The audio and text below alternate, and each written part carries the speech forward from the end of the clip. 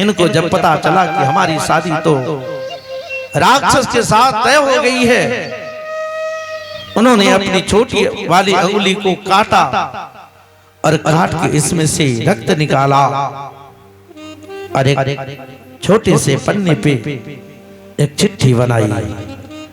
श्रुत्वा गुणान भवन सुंदर शूणताया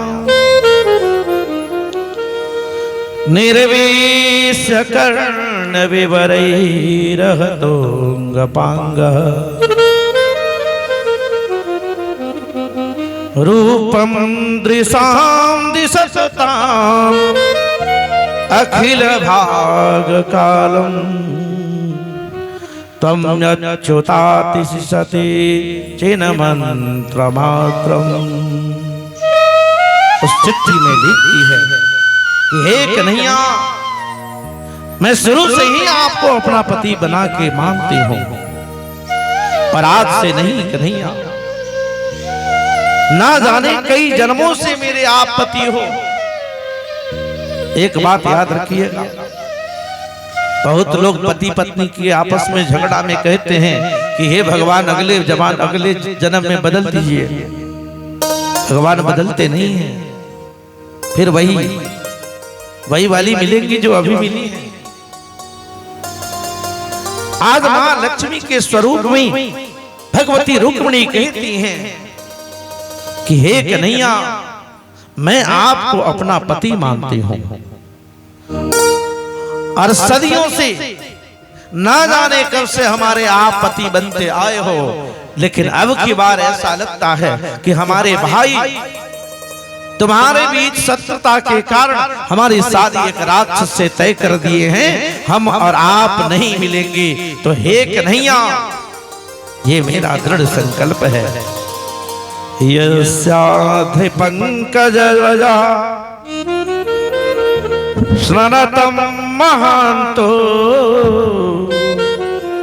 यद्रीश्च प्राणबलभो नितराम गमत्वः। मैंने प्रण किया है कन्हैया, यदि तुम मेरे यहाँ दुल्हा बन के नहीं आए, मेरी शादी तुम्हारे साथ नहीं हुई, तो फिर इस रुक्मिणी का यहाँ से तो अर्थ ही जाएगा। ये रुक्मिणी अरथी के रूप में जाएगी, जीते जी तो किसी दूसरे के हाथ नहीं जा सकती है। और ऐसा हुआ कि तुमने आकर हमें विवाह के लिए यहां से लेके नहीं जाओगे, तो इन सारे कर्मों का सारा पाप आपको भोगना पड़ेगा कन्हैया। इसलिए सावधान, हमारी शादी जिस शिशुपाल के साथ तय हुई है, समय नहीं है कन्हैया, कोई उपाय करो कि मैं तुम्हारे साथ आके विवाह कर लूं। एक ब्राह्मण चिट्ठी लेके आए, चिट्ठी को कन्हैया ने पढ़ी और द्वारिकाधीश कन्हैया आज अपने महल के एक कोने में जाके ठीक उसी तरह से जैसे भगवती रुक्मिणी ने अपने छोटी अंगुली को काटा था, कन्हैया ने भी चीड़ा लगाई, इसमें से रक्त आए और उसी से एक चिट्ठी लिखा जवाब में। कन्हैया ने लिखा कि हे रुक्मिणी, तुम कैसे विचार कर ली कि शिशुपाल के साथ तेरा विवाह हो जाएगा? क्या मैं भी चूड़ी पहनने वाला हूं? मैं भी चूड़ी पहनने वाला नहीं हूं। और याद रखना, इस कृष्ण का ये वचन है, आप्तायते निषदनम प्रतिमुंच मानये गृह्यांतमे च लभते तव तत्प्रसादा। यदि तुम हमसे प्रेम करती हो तो हे रुक्मिणी, मैं भी तुमसे कहीं कम प्रेम नहीं करता। मैं भी तेरे पे प्रेम का पागल हूं और विवाह के लिए प्रेमी चाहे जितना बड़ा अपराध हो सकता है करने को तैयार हो जाते। आवश्यकता पड़ी तो हे रुक्मिणी मैं सारे बारातियों को मौत के घाट उतार दूंगा, लेकिन विवाह तो मैं तुम्हीं से करूंगा। उसे ब्राह्मण से चिट्ठी को लौटाया था, परंतु भगवती रुक्मिणी को बड़ी चिंता है। चूंकि कन्हैया बड़ा ही नटखट स्वभाव का है, इस स्वभाव के कारण रुक्मिणी बड़ी चिंतित रहती थी। अनेकों गोपियों के साथ घिरा रहने वाला कन्हैया ये अनेकों गोपियों से सेवित है। रुक्मिणी बार बार विचार करती है कि कहीं ऐसा तो नहीं कि ये झूठा वादा करके चिट्ठी लिख के भेज दिया हो। इधर कन्हैया अपने मन ही मन योजना बनाने लगे कि मैं रुक्मिणी को कैसे लाऊंगा। और योजना के तहत विवाह के एक दिन पूर्व अपने यहां एक विधान है कि कुल देवताओं की पूजा होती है, गांव के देवताओं की पूजा होती है। इसी पूजा के लिए आज रुक्मिणी अपने सखियों के साथ निकलती है। अवसर को देख के कन्हैया का रथ आता है, कन्हैया उसमें बैठा है। दूर से ही रुक्मिणी ने देखा, मारे प्रसन्नता की झूम उठी, दौड़े दौड़े आके आज कन्हैया के रथ में बैठ जाती हैं। कन्हैया के रथ चल पड़े। पीछे से रुक्मिणी के भाइयों को जब पता चला, लड़ाई लड़ने के लिए सब दौड़े दौड़े आ गए। और जब आए तो कन्हैया ने सबको परास्त किया। ला करके कन्हैया ने अपने घर में पहला विवाह कन्हैया का रुक्मिणी के साथ अपने घर में हुआ। दूसरा विवाह चूंकि कन्हैया ने 16,108 विवाह की थी, 16,108 विवाह में ये पहला विवाह था। दूसरा विवाह कन्हैया ने मेरे प्यारे भाई बहन जामवंत की बेटी जामवंती से की थी। त्रेता में जब जामवंत राम जी के सहयोग में गए थे, युद्ध के बाद जब वापस अयोध्या में आना हुआ तो एक दिन जामवंत जी को बड़ा घमंड होने लगा था। सोचने लगे थे कि काहे का भगवान, यदि भगवान होता तो इसके पत्नी का हरण जिस समय रावण ने किया था, इस स्वयं लड़के सीता को ला सकता था, लेकिन इसको तो जिताने के लिए हम लोग गए थे, हमारे लड़ने से सीता को लाया है। राम जी समझ गए भाव, लेकिन मन में विचार किया कि अभी तो हमारे यहाँ आगत अतिथि है, यदि इस समय अपने बल का परिचय दिया जाए तो लोग कहेंगे कि राम जी पागल थे, घर में आए को मारते हैं। इसलिए मन ही मन वचन दिया कि जामवंत तुम्हारे और हमारे बल का परिचय द्वापर में जब मैं कन्हैया बन के आऊंगा फिर होगा। तीसरा विवाह महाराज सत्राजित की बेटी सत्यभामा जी के साथ हुआ। इन दोनों विवाह को कन्हैया ने लगभग कुछ ही दिनों के अंतराल पे की थी। चूंकि ये विवाह स्यमंतक मणि के लिए हुआ था, सूर्य को स्तंभित करके सत्राजित ने प्राप्त की थी। बाद में कन्हैया को पता लगा, कन्हैया मांगने चले गए। सत्राजित ने वापस लौटा दी कि कन्हैया मैं तुझे ये नहीं दे सकता। और वही सत्राजित इस स्यमंतक मणि को अपने छोटे भाई प्रसेनजीत को दे डाला था उपहार स्वरूप। वह प्रसेनजीत गले में धारण करके जब जंगल में गया तो एक शेर ने उस स्यमंतक मणि के चमक को देखा और जोर से हमला किया कि प्रसेनजीत वहीं ढेर हो गया। और वह जो स्यमंतक मणि था उसको शेर लेके भागने लगा था। इधर यह शेर भागता भागता जब आगे गया तो कहीं पे जामवंत जी ने देखा। जामवंत जी ने लड़ाई करके उस शेर का अंत किया और वो सेवंत कमड़ी लाके अपने बेटी को दे दी। इधर प्रसेनजीत के मरने के बाद चारों तरफ कलंक के टीके कन्हैया के नाम के माथे पर कन्हैया नहीं मारा होगा, क्योंकि सेवंत कमड़ी कन्हैया मांगने आया था, हमने नहीं दिया, हो सकता है मेरे भाई को मार के छीन लिया हो। कन्हैया ने इसी कलंक को दूर करने के लिए आज सेवंत कमड़ी को खोजने के लिए निकला है। जंगल में जहां शेर ने मारा था प्रसेनजीत को, वहां से अनुसंधान शुरू किया। फिर आगे बढ़ने पे शेर भी मारा गया था।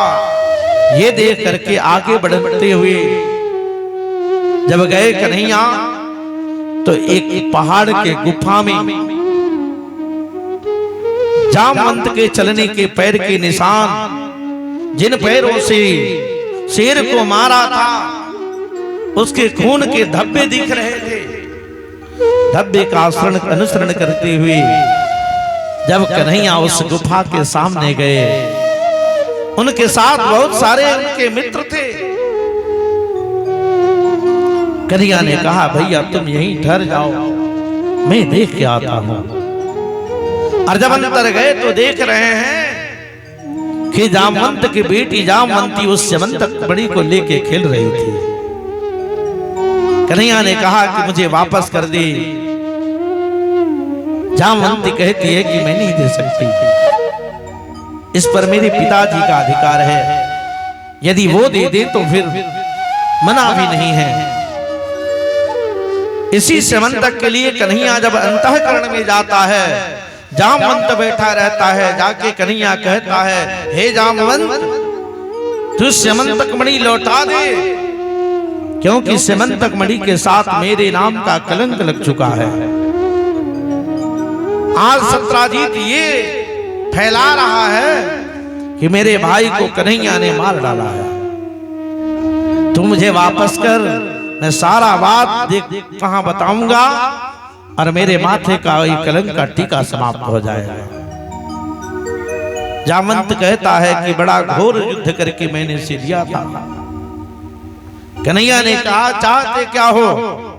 जामवंत कहता है, हे कन्हैया, यदि मेरे साथ लड़ाई में तुम जीत गए तो तुम्हारा, और मैं जीत गया तो मेरा। मैं आपको बता दूं, आज भगवान और भक्त की भयानक लड़ाई प्रारंभ हुई है। एक तरफ जामवंत है, दूसरे तरफ भगवान बालकृष्ण कन्हैया लाल। और पहले ही बार में कन्हैया को ऐसे मारा है जामवंत ने कि 18 दिन तक बेहोश हो गए। याद रखना, भगवान सदैव अपने भक्तों से हार जाता है, क्योंकि इस हार में भी जीत है। अपने व्यक्ति के साथ अगर हार भी जाओगे ना, तो उसमें जीत आप ही की है। अपने लोगों के साथ हारने में भी बड़ा मजा है। बोलो राधे राधे। मेरे प्यारे, 18 दिन तक बेहोश रहे कन्हैया।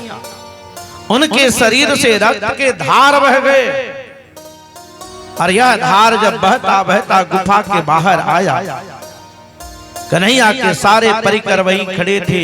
उनको ऐसा अनुभव हुआ कि लगता है कि इस गुफा में कोई भयानक जानवर रहा होगा जिसने कन्हैया को मार डाला। एक बड़ा सा पत्थर लिया और उस पत्थर को ले जाके गुफा पर ले जाके टपका दिया। उन्हें डर लगने लगा था कि यदि यह राक्षस बाहर आएगा तो हमें भी मार डालेगा, इसलिए गुफा का जो दरवाजा था पत्थर से बंद किया और वहां से भाग के चले आए।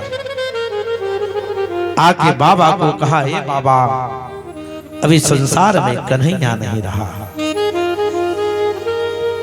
यशोदा मैया रोने लगी, देवकी मैया की बुरी हाल होने लगी। इधर बाबा भी परेशान हो गए, कहीं मन ना लगे, क्योंकि सूचना मिली है कि कन्हैया इस संसार में नहीं रहा। सबके सब रो रहे थे।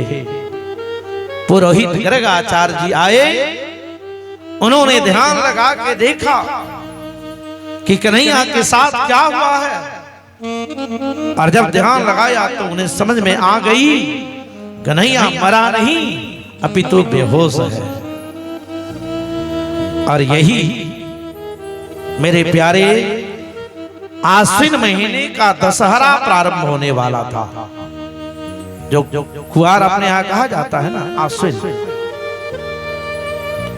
दूसरे दिन से ही दशहरा प्रारंभ होने वाली थी।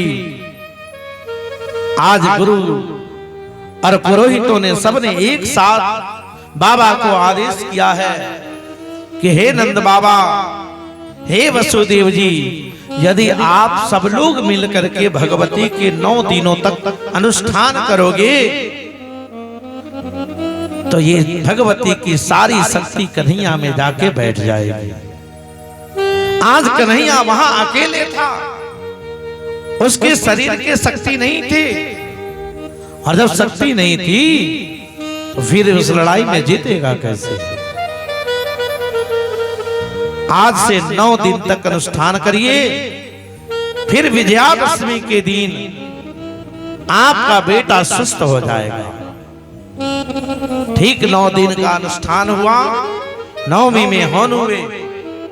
विजयादशमी के दिन मेरे प्यारे भाई बहन, मां भगवती दुर्गा जगदम्बा, जिनकी पूजा में यह सत्संडी भी रखा गया है, जगत की माता आज भगवान के शरीर में प्रवेश कर जाता है।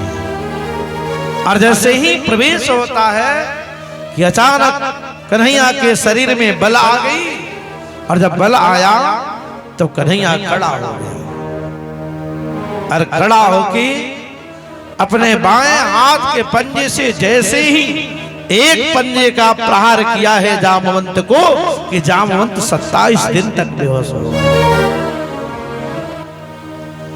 जब होश में आया तो कन्हैया के चरणों को पकड़ लिया कि महाराज, आपके मारने से जो मुझे चोट लगी है, उस समय मुझे त्रेता वाले राम के नजर में आप दर्शन दे रहे थे। प्रभु, क्या वही आप त्रेता वाले राम हैं? कन्हैया ने हंसते हुए कहा कि हे जामवंत, तुमने सही पहचाना। जामवंत ने माफी मांगी, प्रभु हमारे जीवन की सबसे बड़ी भूल है कि मैंने आपको बहुत कमजोर समझा था, आपने सही समय पे हमें यह परिचय दे दिया। कन्हैया से कहते हैं, हे कन्हैया, अब आपके लिए स्यवंतक मणि तो बस उपहार की तरह है, लेकिन इस उपहार से भी एक मुख्य उपहार मेरे पास है। कन्हैया ने पूछा, क्या है?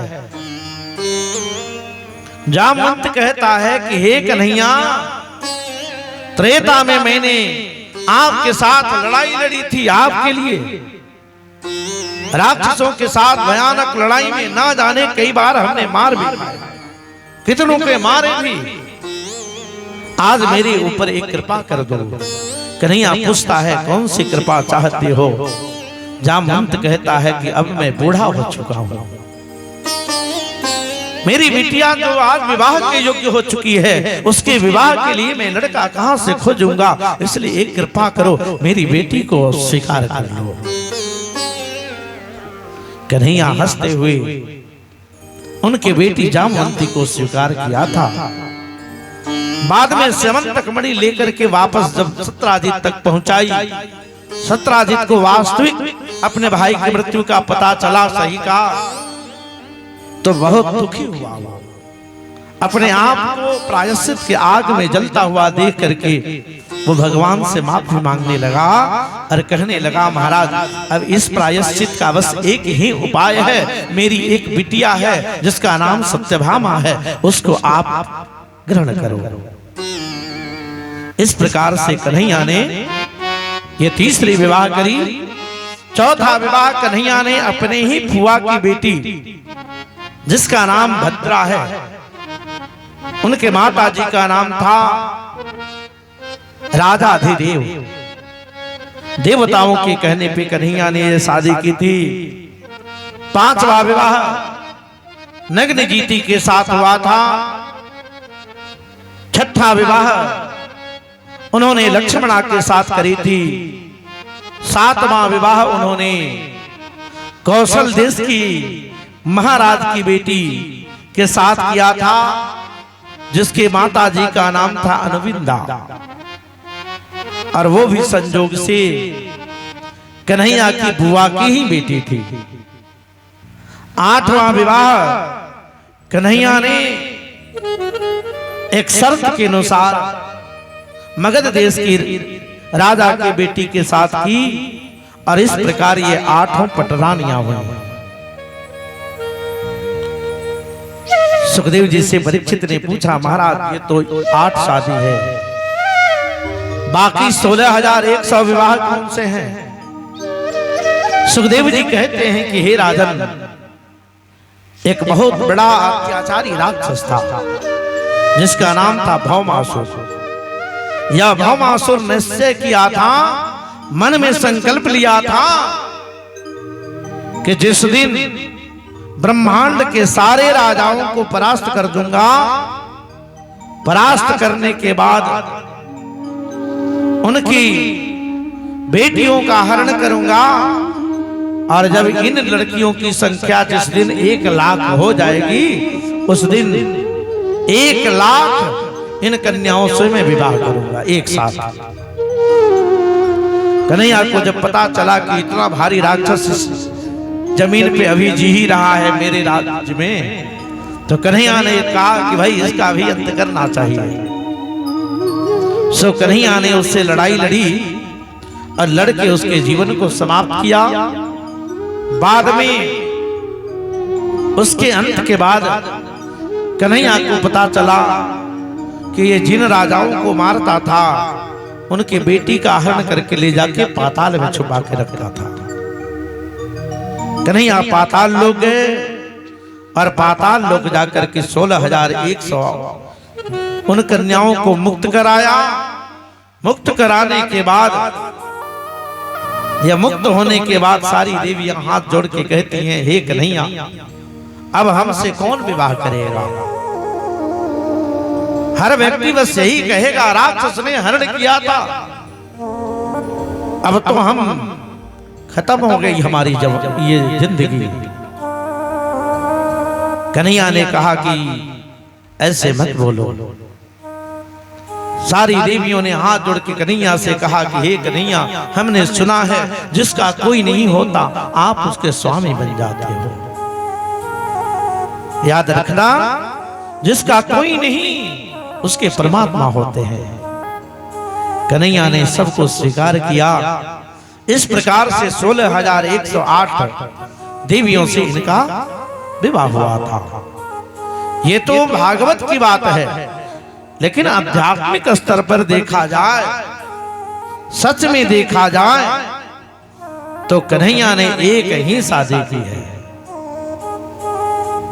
एक ही शादी है इनकी। ये बात तब खुलती है जब भीष्म पितामह मृत्यु के शैया पे हैं, बाणों की शैया पे एकदम व्यथा हुआ शरीर। शरीर के घाव इतने पुराने हैं कि शरीर से पीब आ रहे थे। जब कन्हैया 5 भाई पांडवों को लेके गए थे, उस समय कन्हैया ने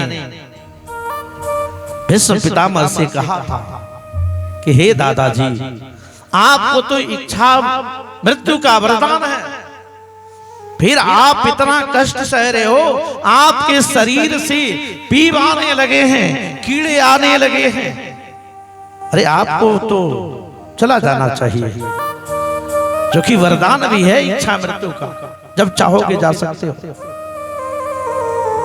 भीष्म पितामह कहते हैं कि हे कन्हैया, आदमी के ऊपर जब कुछ जिम्मेदारी रहती है तो हर आदमी चाहता है कि पहले अपनी जिम्मेदारी को पूरा कर ले। कन्हैया ने पूछा, कौन सी जिम्मेदारी है आपके ऊपर? न आपने शादी की है, न आपके बाल बच्चे हैं, न आपकी देवी जी हैं, तो फिर आपके ऊपर जिम्मेदारी क्या है? भीष्म पितामह कहते हैं, हे कन्हैया तुम भी पूछते हो, यदि पूछते हो तो सुनो। हे कन्हैया हमारी 2 बेटियां हैं। भीष्म पितामह कहते हैं कि हमारी 2 बेटियां हैं। इति मति रूपकल पिता वितृष्णा, एक का नाम मति है और दूसरे का नाम बुद्धि है। हे कन्हैया इन दोनों के साथ ही करने हैं। आज तक मैंने कोई वर नहीं ढूंढ पाया, मेरे नहीं रहने पे इनकी शादी कहां होगी। और इस जिम्मेदारी के कारण मैं जाना नहीं चाहता। जब तक ये जिम्मेदारी पूरा न कर दूं, हम अपने बेटी के लायक दामाद न चुन दें, तब तक नहीं जा सकता। कन्हैया ने कहा, दादाजी आप भी गजब की बात करते हो। आपने पहले संकल्प लिया कि आजीवन ब्रह्मचारी रहूंगा, और आज कह रहे हो कि 2 बेटियां हैं। ये कैसे हो गई? ये कहां से आ गई? ऐसा तो नहीं कि आज तक आपने अपने लोगों को बस गुमराह किया, चुपके से कहीं शादी तो नहीं कर लिया आपने। भीष्म पितामह कहते हैं कि हे कन्हैया क्या कहवाना चाहते हो तुम? क्या कहवाना चाहते हो? तुमको पता नहीं है यह शरीर विवाह करे ना करे, विवाह नहीं करने वालों के भी 8 शादी हुई रहती है। पता है ये कौन कौन पत्नियां हैं? ये 8 जो प्रकृति है, ये 8 प्रकृति जो है स्त्री सूचक शब्द है, जिससे शरीर का निर्माण होता है, और निर्माण करने का सारा कार्य स्त्रियों का है। इसलिए 8 प्रकृतियां ही हमारी पत्नियां हैं। और इन 8 प्रकृतियों से अविवाहित व्यक्ति भी 2 पुत्रियां पैदा करते हैं। एक का नाम मति होता है और दूसरे का नाम बुद्धि होता है। अब बताओ हमारे बेटियों के लायक अगर कोई दामाद हो। अर्जुन आदि 5 भाई उनको समझा रहे थे, दादाजी एक से बढ़ के एक राजाओं का नाम लिया रहा था। हे दादाजी ये बड़ा सुंदर है, ये बड़े बलिशाली हैं, ये बड़े बुद्धिजीवी हैं। भीष्म पितामह कहते हैं कि हैं, लेकिन जैसी हमारी बेटी है वैसे नहीं है। और याद रखना, बेटियों का हाथ पीला तब करना चाहिए जब बेटी के अनुरूप अगर उसका दुल्हा मिले। जोड़ी उसको कहते हैं। समधी वो होते हैं जिनकी बुद्धि बराबर होती है। समधी का अर्थ क्या है? सम मने बराबर और धी मने बुद्धि। अर्थात लड़की और लड़के वाले माता पिता की बुद्धि अगर एक बराबर रहे तो लड़की और लड़के का संबंध बड़ा बढ़िया निर्वाह होता है। और वही समधी होते भी हैं। बाकी अगर दोनों उल्टा पुल्टा वाले हों तो जब समधी और समधी में ना पटे तो फिर वर वधू में कैसे पटेगा? बोलो राधे राधे। पटेगा? हरि गुण गा के जीवन बना ले रे पगले, हरि गुण गा के जीवन बना, हरि गुण गा के जीवन बना ले पगला। और मैं बड़ी आदर पूर्वक आमंत्रित करूंगा मंच पर, इस ज्ञान मंच पर हमारे सुख दुख और पढ़ाई के साथी रहे मान्यवर चंद्रमोहन पांडे जी, जो भाजपा के नेतृत्व में भी बहुत बड़े ओहदे पे हैं। साथ ही साथ रितेश सिंह जी, आप दोनों इस ज्ञान मंच पे आए।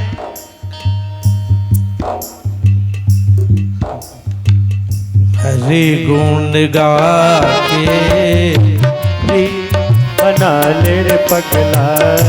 हरि गुण गा के जीवन बना ले पगला। हरि के भजन नार कैला, हरि के भजन नार कैला। घर के न घाट के भैला, घर के न घाट के भैला। हरि के भजन नार कैला, हरि के भजन नार कैला। घर के न घाट के भैला, घर के न घाट के भैला। धरती पया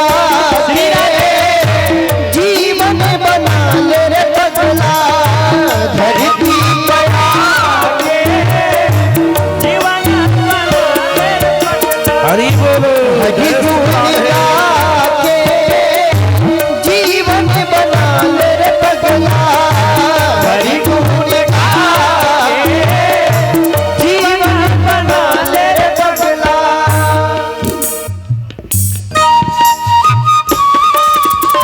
श्री राधे।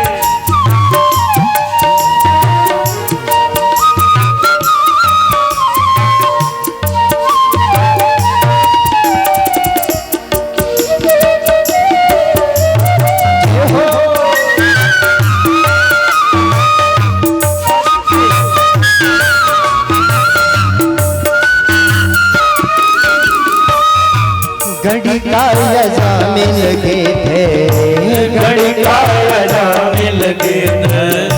सबरी हो गई लीर सिंह, सबरी हो गई लीर सिंह। घड़ी का यजा मिल गए थे, घड़ी का बजा मिल गए। सबरी हो गई लीर सिंह। सबरी हो गई लीर सिंह। बहिए खिया के जीवन बना ले रे पगला। हरि गुण गा के जीवन बना ले रे पगला। हरि गुण गा के जीवन बना ले रे पगला। हरि गुण गा के जीवन बना ले रे पगला।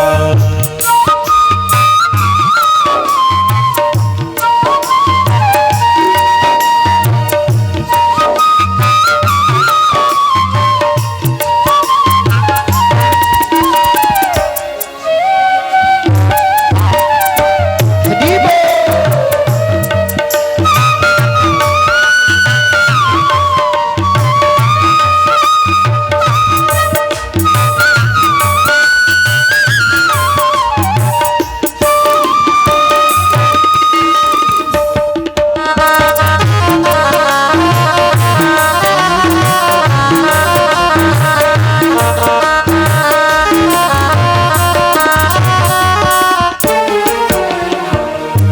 गावे दास गयंदरे, गावे दास गयंदरी। महुरो हो गालोर मिसरी, माहुरो हो गालोर मिसरी। गावे दास गयंदरे, गावे दास गयंदरी। महुरो हो गालोर मिसरी। माहुरो हो गई मिसरी। देखी नया जमा जीवन बना ले रे पगला। देखी नया जमा जीवन बना ले रे पगला। हरि गुण गा के जीवन बना ले रे पगला। हरि गुण गा के जीवन बना ले रे पगला। हरि गुण गा के जीवन बना ले रे पगला। हरि गुण गा भगवत महापुराण की जय हो। मैं बता रहा था कि कन्हैया ने सही में एक ही शादी की है। 8 जो कन्याओं जो देवियों का नाम रखा गया है ये इनकी प्रकृति है जिनसे सारा सृष्टि बनता है। और फिर बाकी बचे 16,100 कौन है भाई? तो हमारे वेद में 1,00,000 श्लोक हैं। श्लोकों की संख्या वेद में 1,00,000। 1,00,000 वेद के श्लोक को 3 वर्गों में बांटा है ऋषियों ने। एक कर्मकांड है, दूसरा उपासना कांड है और तीसरा ज्ञान कांड है। मेरे प्यारे, इन ज्ञान का कर्म कांड में 80,000 श्लोकों को रखा गया। 16,000 श्लोक उपासना कांड के हैं और बाकी बचे 4,000 श्लोक ज्ञान कांड के हैं। निरंतर कम कम संख्या होते गया है इसमें, क्योंकि एक सिद्धांत है अपने यहां, यही यदि दही 5 किलो को मथोगे तो फिर इसमें घी कम ही आता है, लेकिन कम आया हुआ घी वजन में तो कम है, लेकिन कीमत उस दही से कहीं कई गुना ज्यादा है। बोलो राधे राधे। ठीक उसी तरह से 80,000 कर्मकांड के श्लोक हैं जिसमें हम लोग लगे हैं, ये कर्मकांड है। 16,000 उपासना कांड के श्लोक हैं जिसमें आदमी साधना करता है हो और साधना से जब ऊपर उठता है तब फिर 4,000 ज्ञान कांड वाले श्लोक मिलते हैं।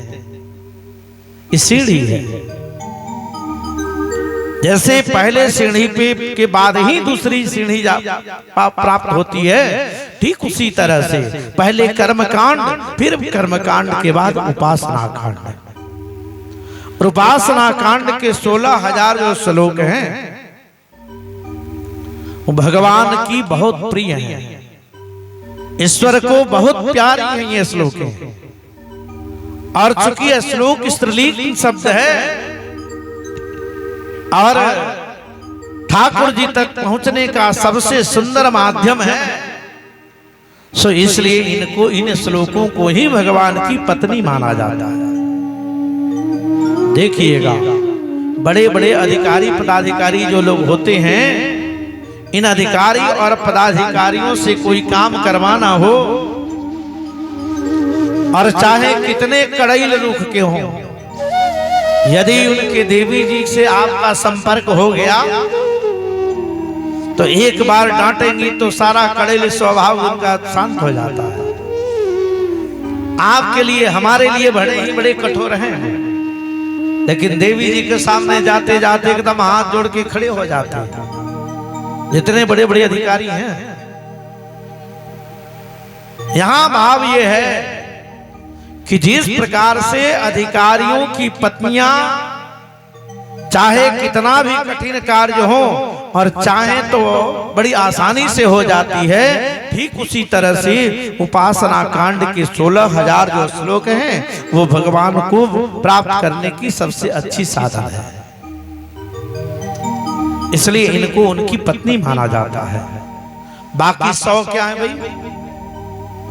तो 100 जो है वो 80,000 श्लोक जो है उसमें से 100 ऐसे श्लोक हैं जिन पर भगवान को बड़ा भरोसा रहता है।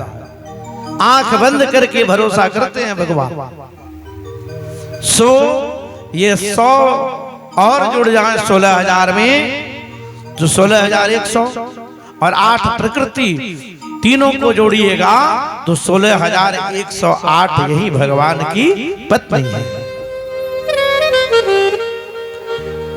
इन सबों से 10-10 बेटा और 1-1 बेटी भागवत जी में वर्णन है। बड़ा परिवार था हो, बहुत दिनों तक बड़ा सुंदर शासन करने के बाद आज कन्हैया ने एक सुंदर सी आज लीला के बीच में आज विराजमान है। बचपन के मित्र सुदामा, जिनको सब कोई जानता है मेरे प्यारे। अरे विप्र सुदामा वसत है सदा अपनो धाम, भिक्षा कर भोजन करे, हिया जपत हरि नाम।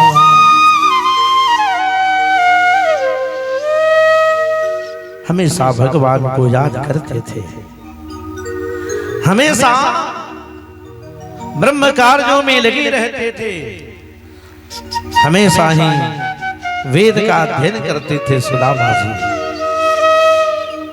सुदामा की पत्नी का नाम है सुशीला। देखो क्या अद्भुत जोड़ी है, एक सुदामा है तो दूसरा सुशीला भी है। सुदामा का अर्थ होता है जो अच्छे कार्यों में लगा हो, अच्छा कार्य करने वाला सुदामा कहलाता है। और सुशीला का अर्थ होता है सुपसर्ग है, शील मतलब आचरण, जिसका आचरण बड़ा सुंदर हो उस देवी का नाम सुशीला है। बड़ी सुंदर जोड़ी है वो, बहुत अच्छी जोड़ी है ये। लेकिन जितनी अच्छी जोड़ी है ना, भगवान ने उतनी ही बड़ी गरीबी दी है हो मेरे प्यारे। सुदामा जी बेचारे जितने भगवान के मानने वाले हैं, भगवान के अंदर इतनी आस्था, इतनी श्रद्धा, इतना विश्वास, पर सुदामा जी बहुत गरीब ब्राह्मण है। संजोग से 8 बेटे पैदा हुए। एक बात याद रखना, गरीबों के घर में संख्या ज्यादा होती है। बोलो राधे राधे। गरीबों के घर में जनसंख्या ज्यादा होती है। सुदामा जी के 8 बच्चे हैं। हरे कृष्णा शेर सखा कश्चित् ब्रह्मणो ब्रह्मवीतमः विरक्तः इंद्रियार्थेषु प्रशांतात्मा जितेन्द्रियः। भगवान के सखा कृष्ण ये ब्रह्मविद्ध है, ब्रह्मविद्ध ब्राह्मण है हो।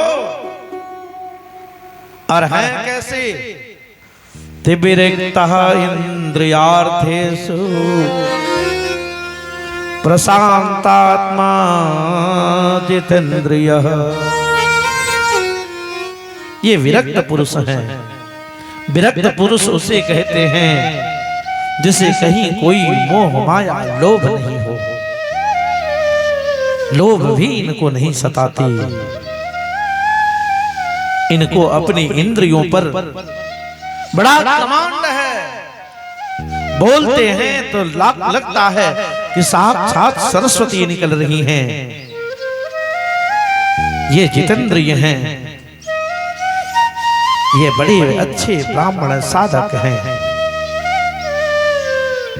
8 बेटों के पिताजी सुदामा बेचारा अपने जीवन का बहुत हिस्सा, और यूं समझ लो कि लगभग हिस्सा गरीबी में व्यतीत कर दिया।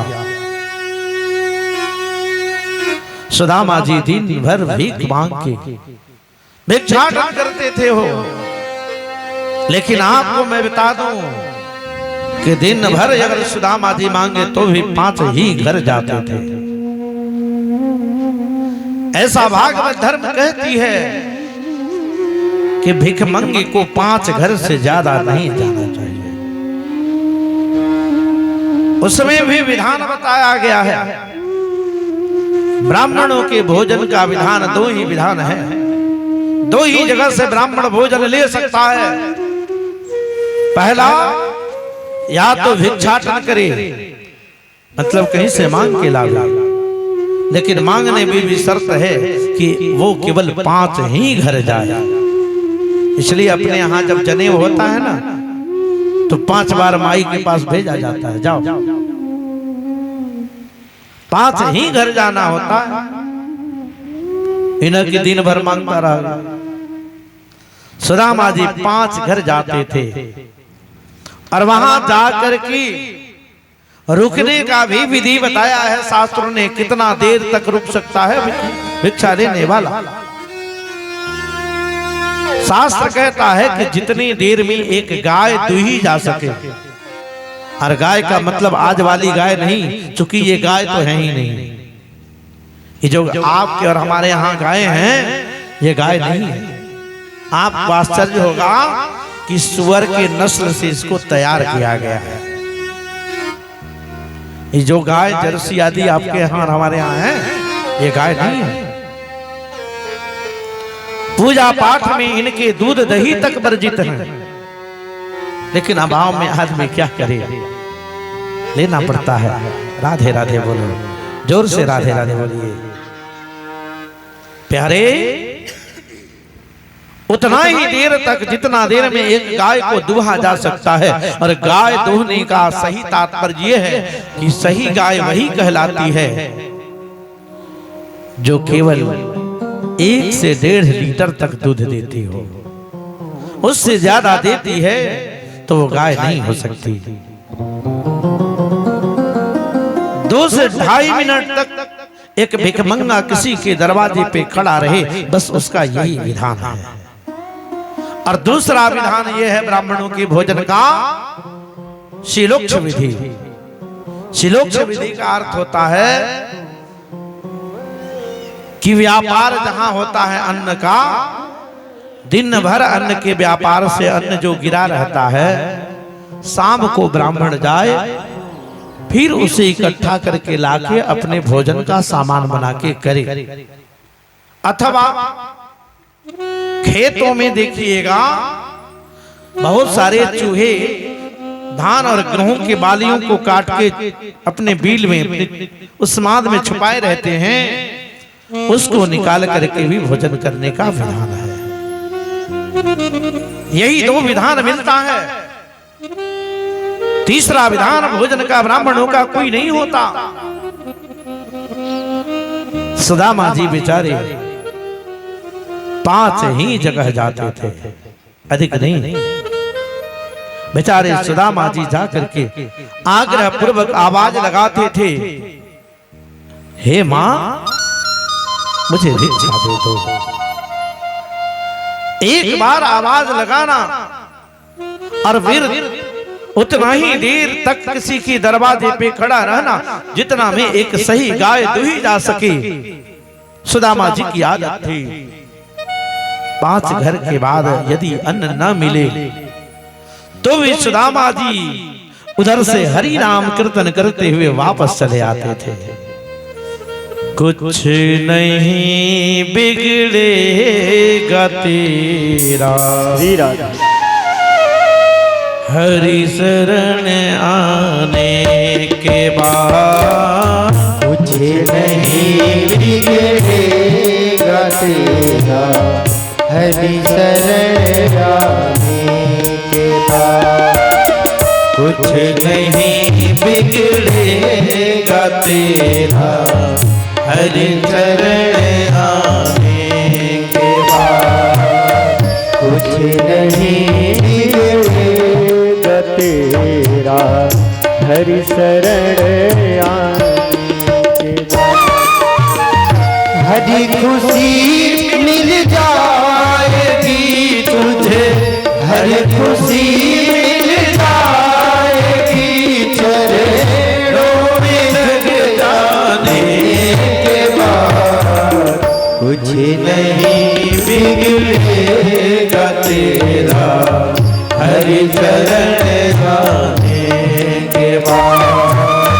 कुछ नहीं बिगड़ेगा तेरा हरि शरण आने। हरि बोलो।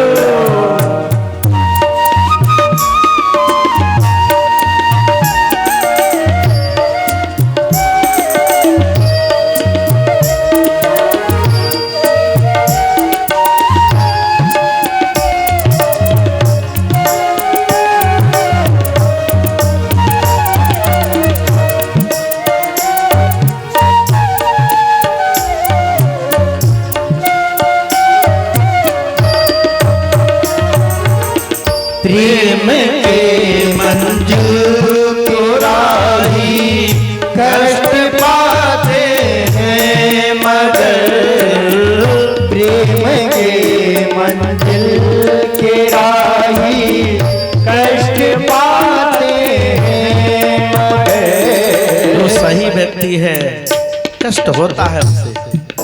सुदामा जी बड़े अच्छे ब्रह्मविद ब्राह्मण हैं, आर्थिक रूप से संकट का सामना करना पड़ता है। प्रेम के मंजिल को राही कष्ट पाते हैं मगर, प्रेम के मंजिल के राहे कष्ट पाते हैं मगर, बीज फलता है सदा बीज मिल जाने के बाद कुछ नहीं बिगड़ेगा तेरा, हरि चरण राधे के बाद कुछ नहीं बिगड़ेगा तेरा, हरि शरण आने के बाद। समर्पित होके देख लो ठाकुर जी कैसे मदद करते हैं। दिक्कत ये है कि हम पूर्णतः समर्पित भी नहीं हो पाते भगवान के चरणों में। हमें तो ना जाने कहां कहां भरोसा रहता है। हमारा मदद फलाने जी कर देंगे तो फलाने जी कर देंगे, क्या कोई खा करेगा अगर ठाकुर जी न करे तो। बोलो राधे राधे। श्री राधे।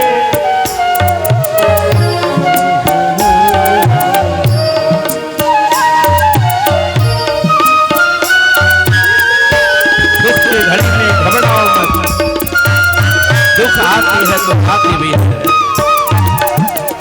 देख कर काली घटा को है भंवर मत हो उदास, देख कर काली घटा को है भंवर मत हो उदास।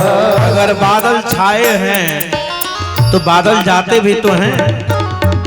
यदि धूप था कुछ देर पहले तो अभी छांव भी तो है। साधक कहता है घबराना नहीं चाहिए। देख के काली घटा को ऐ भंवर मत हो उदास, देख के काली घटा को ए भंवर मत हो उदास। बंद कलियां भी खिलेंगे, बंद कलियां भी खिलेंगे, रात ढल जाने के बाद कुछ नहीं बिगड़ेगा तेरा, हरि शरण आने के बाद कुछ नहीं बिगड़ेगा तेरा, हरि शरण आने के बाद। शाम को जो कलियां होती हैं, कली फूल का कली देखते हो ना, ये जैसे ही रात समाप्त हो जाती है खिल जाती हैं, बहुत मनमोहक दिखने लगती है। कष्ट का भी अंत होता है एक दिन हो, ऐसा नहीं कि कष्ट कष्ट ही बन के रह जाती है, इसका भी समापन होता है एक दिन। साधक का भाव है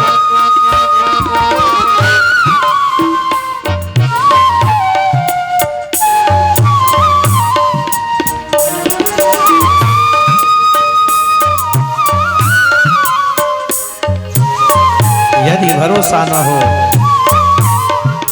तो जाके गुलाब के फूल को देखो, जो ना जाने कई दिनों से कई महीनों से कांटे पे, और एक दिन आता है इतना मनमोहक फूल आती है उससे कि मन मुग्ध हो जाता है। साधक कहता है पूछो इन फूलों से जाकर, छाई है कैसी बहार। पूछो इन कलियों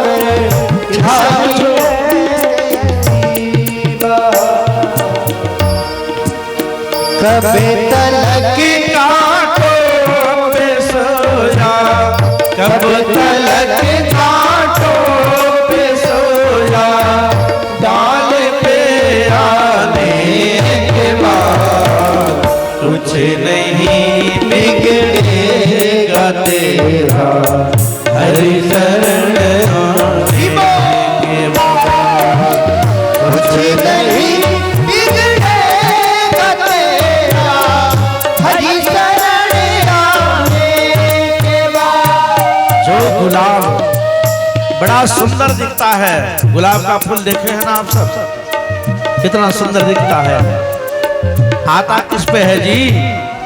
कांटे वाले पेड़ पे आता है, गुलाब में कांटे होते।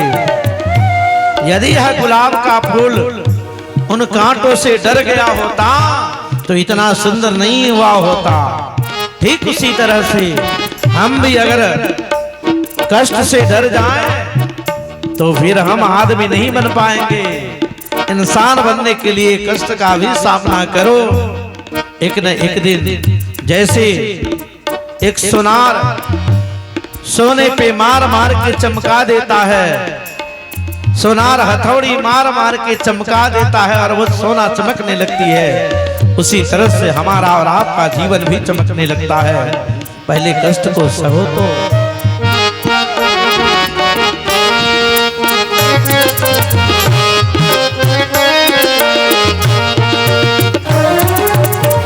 जब तलक है भेद मन में कुछ नहीं कर पाओगे, जब तलक है भेद मन में कुछ नहीं कर पाएगा।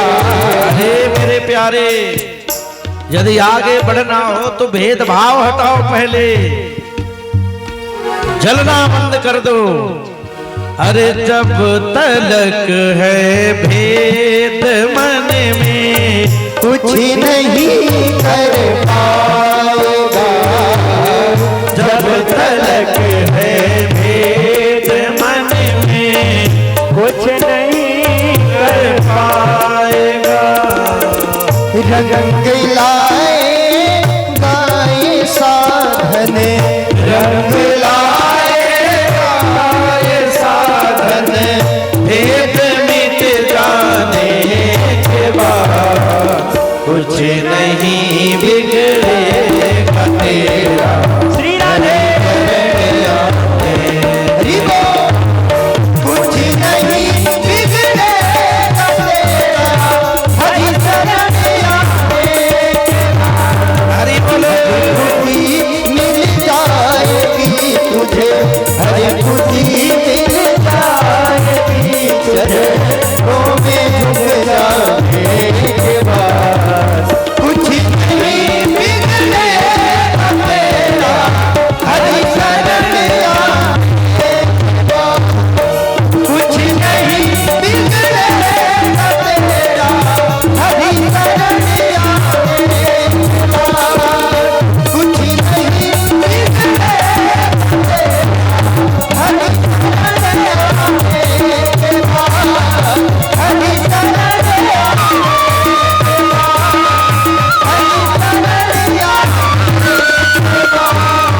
बोल भागवत महापुराण की, भक्तवत्सल भगवान की। अरे कुछ नहीं बिगड़ेगा तेरा, हरि शरण आने के बाद। सुदामा जैसा अगर भगवान का भक्त हो जाए, सुदामा सरीखा भगवान पर भरोसा करने वाला भगवान का भक्त हो, तो फिर उसे जीवन में उसका कोई बाल बांका भी न कर सके। मेरे प्यारे, सुदामा जी के 8 बच्चे हैं। सुदामा जी 5 घर से ज्यादा मांगना भी नहीं जाते। सुदामा का यह परिवार कई दिनों तक भूखे और प्यास का सामना करना पड़ता था। एक बार सुदामा जी के यहां ऐसा दुर्भाग्य ने पीछा किया सुदामा जी का कि मेरे प्यारे 8 बच्चों के पिता सुदामा जी बेचारे शांत आत्मा वाले, जिन्होंने जितेंद्रिय हैं, मेरे प्यारे सुदामा अपने बच्चों को दीनहीन होता हुआ देख करके यदा कदा चुपचाप बैठ जाता था। और इतना कष्ट के बाद भी सुदामा जी ने कभी भगवान को दोषी नहीं ठहराया। ये नहीं कहा कि हे भगवान तुम क्या कर रहे हो। यदा कदा अगर कोई गांव का पूछ दे सुदामा जी, अरे आप इतने भगवान के बड़े भक्त और भगवान ने आपके साथ ये क्या कर डाला, सुदामा कहता था कि मेरे मित्र, मेरे मालिक, इसमें मेरे भगवान को मत दोषी ठहराओ, क्योंकि इंसान अपने कर्मों का फल पाता है। अवश्यमेव भोक्तव्यम कृत कर्म शुभाशुभै। इंसान अपने ही कर्मों से सुखी भी होता है और अपने ही कर्मों से दुखी भी होता है, क्योंकि अपने कर्मों का फल चाहे शुभ हो या अशुभ हो स्वयं भोगना पड़ता है। जैसा करोगे। सुखस्य दुखस्य न कोपि दाता, न कोई सुख देता है न कोई दुख देता है, वो तो अपने कर्मों का फल है। सुदामा जी हंसते वहां से हट जाते। एक दिन की बात है कि बेचारे सुदामा 5 घर मांगने के बाद भी जब उनको एक छटाक अन्न नसीब नहीं हुआ, बेचारे सुदामा जी लौट के आ रहे थे। हर छोटा सा बालक जिसका पिता घर से बाहर जाता है, हर बालक इस उम्मीद में बैठे रहते कि शाम को पिताजी आएंगे और कुछ न कुछ हमारे लिए खाने वाली वस्तु लाएंगे। सुदामा के 8 बच्चे सुदामा के आने की प्रतीक्षा कर रहे होते, लेकिन सुदामा आज खाली हाथ लौट के आया है।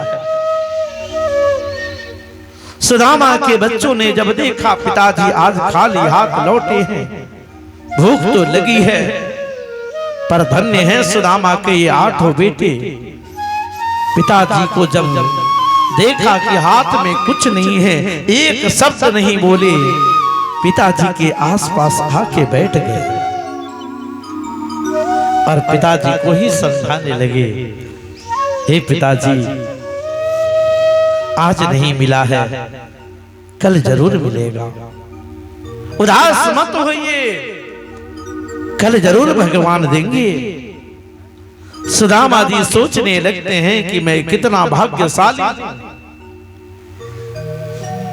आज मैं कितना भाग्यशाली हूं कि इतने दृढ़ संकल्पित मेरे बच्चे प्राप्त हुए मुझे, जिनके अंदर इतनी बड़ी धैर्य है।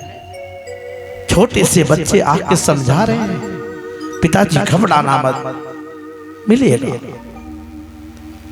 पिताजी चुपचाप अपने आप को संभाल के बैठ जाते हैं। सुशीला आती और सुशीला आके देखती कि पति देव का मुंह थोड़ा सा आज उदासी में है, चूंकि कुछ साथ लाया नहीं है। सुशीला आके आज इतनी मीठी मीठी बातें करती हैं, हे पति देव, आज आप इतने उदास हैं। अरे ऐसा सोचो कि आज हमारी एकादशी व्रत है और एकादशी मान के आज हम सब उपवास कर जाएंगे। सुदामा जी को इतना बढ़िया समझाती हैं। ये हमारे भारतवर्ष के देवियों की बड़ी महिमा है, ये उनकी महिमा ही है। जहां भारतवर्ष की पहले की देवियां अपने पतियों को बड़ी धैर्य देती थी, बहुत विश्वास देती थी, ताकि हमारे पति टूट ना जाए। आज के देवियों में और पहले वाली देवियों में बड़ा अंतर है, फर्क है। पहले की माताएं अपने पतियों को के ऊपर दबाव नहीं देती थी, क्योंकि उनको पता होता था कि यदि दबाव दिया जाए, पतिदेव बीमार हो जाएं, तो फिर असमय चला जाना होगा और फिर उसके बाद का कष्ट कैसे भोग पाए। इसलिए पहले की देवियां अपने पतियों के ऊपर दबाव नहीं देती थी, लेकिन आज की पत्नियां तो इतनी दबाव देती हैं हो, चाहे तुम खाओ ना खाओ, लेकिन मेरे लिए तो चाहिए। धन्य है सुदामा जी जिससे सुशीला जैसी पत्नी मिलती है। एक बात याद रखना, हमारे धर्म शास्त्रों में कहा जाता है कि पत्नी बिना कथम धर्म, पत्नी के बिना धर्म नहीं हो सकता है। और सच पूछो तो ये बात इसी परिप्रेक्ष्य में है, यदि सच में पत्नी मिल गई तो आपको मुक्त कर देती हैं, हो आपको भगवान के दरबार तक जाने की अधिकारी बना देती हैं। और आज वाली देवी जी मिल गई तो नहीं हो नरक जाने वालों को जबरदस्ती बाबा खींच के नीचे नरक में पहुंचा देती हैं। बोलो राधे राधे। पत्नी बिना कथम धर्म का अर्थ है कि पहले की पत्नियां धर्म सिखाती थी अपने पतियों को, घबराना मत, उन्हें ऐसी ऐसी बातें सिखाती थी कि पति लोग एकदम प्रफुल्लित हो जाते थे। लेकिन आज की देवियां इतना प्रेशर बनाती हैं, और इसी प्रेशर का कारण है, बड़ी गौर से सुनिएगा इस विषय को, आज पूरे भारतवर्ष में सबसे ज्यादा वैधव्य योग प्राप्त होता है स्त्रियों को। सबसे ज्यादा पहले पति मरने का सूचना मिलता है। मेरे प्यारे पता है क्यों? ऐसा इसलिए कि बहुत सारा उम्र आदमी टेंशन में बिता दे तो फिर जाना तो पहले ही होगा। बोलो राधे राधे। सुदामा की पत्नी सुशीला बहुत धैर्यवान है, बहुत धार्मिक वृत्ति की है। उन्हें पता है कि यदि हमने पति को ताना मारा तो हमारे पति का उम्र कम होगा। और ऐसे भी मैंने परसों वाली कथा में बताया था कि स्त्रियों का धर्म है कि पति को ही अपना सब कुछ समझे। मैंने ये भी निवेदन किया था कि स्त्रियां यदि पति को जवाब दे करके सोचे कि हम व्रत और उपवास कर लें, उसका फल भगवान दे दे, तो ये तो भूल ही जाना चाहिए। क्योंकि आपने यदि पति का सेवा नहीं कर पाई तो भगवान को कहां से खुश कर लोगे। क्योंकि हमारे यहां यह भी कहा जाता है पति परमेश्वर होता है, और उस परमेश्वर को उठ के सवेरे सवेरे 1000 गाली दीजिए, सवेरे सवेरे नाम धर के वो पलन वाहिदा, फिर कौन सा धर्म कमाओगी। सुशीला बहुत धर्म पारायणा है, पति पारायणा स्त्री है, पतिव्रता स्त्री है। वो सुदामा की पत्नी सुशीला को पता है कि इस विकट परिस्थिति में मैं साथ नहीं दूंगी तो हमारे पति देव बहुत जल्दी संसार को छोड़ देंगे। विपत्ति काल में स्त्रियों का धर्म होता है कि अपने पतियों को इतना बढ़िया बढ़िया बात सिखाए कि उसका टेंशन दूर हो जाए। सुदामा की पत्नी सुशीला आकर के सुदामा जी को कहती हैं कि हे प्राणधन प्रियतम, अरे क्या बीत गया है, आज की ही तो बात है, चलो आज एकादशी ही मना लेंगे। सुदामा जी कहते देवी हम तो एकादशी मना लेंगे, लेकिन हमारे 8 बेटे और सब के सब आज एकदम दुर्बल होते जा रहे हैं, शरीर मलिन होता जा रहा है। सुदामा की पत्नी सुशीला कहती है कि प्रभु अरे जब तक ठाकुर जी की कृपा है, ठाकुर जी की कृपा जब तक हमारे बच्चों हमारे परिवार पे है, तब तक तो कुछ भी नहीं बिगड़ सकता। घबराओ मत, घबराना नहीं चाहिए। सुदामा जी रात को सोने जाते हैं और सुदामा को रात में नींद नहीं आती। जब आदमी भूखे प्यासे रहता है ना, तो नींद नहीं आती है। छठ आदि व्रत में हमने माता जी लोगों को देखा है कि बड़ा रात भर जगे रह जाएगी। वो जगह थोड़े रह जाती हैं, न पानी है न अन्न है पेट में, वो तो सोने ही नहीं देता है। बोलो राधे राधे। ऐसे भी उपवास का ये मतलब नहीं कि शरीर नष्ट हो जाए। बहुत कम ऐसे लोगों को पता होगा कि उपवास है क्या। आज भी लगभग 1-2% लोग जानते हैं कि उपवास का अर्थ क्या है, कैसे उपवास किया जाता है। अपने यहाँ पता है, अन्न पानी छोड़ देना ही लोग उपवास समझते हैं। ये उपवास नहीं है। गीता में भगवान अर्जुन को उपवास की परिभाषा देके कहते हैं कि हे अर्जुन, उपावृतस्य पापेभ्यो सहवासो गुणो ह्यत् उपवास सविज्ञेयम् न शरीरस्य शोषणम्। उपवास का अर्थ ये नहीं होता कि जिसके बाद आदमी बीमार हो जाए। उपवास का अर्थ तो ये होता है, बड़ी ध्यान से सुनिएगा आप लोग, चूंकि माता जी लोग बहुत रूढ़ता पूर्वक उपवास भी करती हैं, जबरदस्ती। उपवास का अर्थ यह है कि उप समीपे तिष्ठति स उपवासः, अर्थात आत्मा जो भगवान का प्रतिरूप है, इस आत्मा के नजदीक अपने मन को लगाने की विधि ही उपवास है। अब मन लगेगा कब जी? मन शांत कब होगा? अन्न छोड़ देने से। कौन कहता है आपको? अन्न छोड़ देने से तो और ज्यादा मन ढकने लगता है। गांव वाले पहले लोग कहते थे ना कि भूखे भजन न हो ही गोपाला, अलेला अपन कंठी माला। सारा कंठी माला तभी तक है जब पेट में अन्न हो, तभी तक भगवान याद आते हैं। ज्यादा भूख लगने के बाद भगवान याद नहीं आते, नींद नहीं आती है। नींद भी उसे ही आती है जो भर पेट भोजन करके जाता है। बोलो राधे राधे। सुदामा जी का पूरा परिवार रात को सोने तो जाता, लेकिन रात को कोई सो नहीं पाता।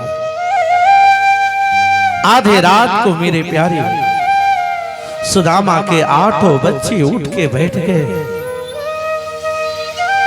सुदामा के 8 बच्चे उठ के बैठ के आज रोने लगे।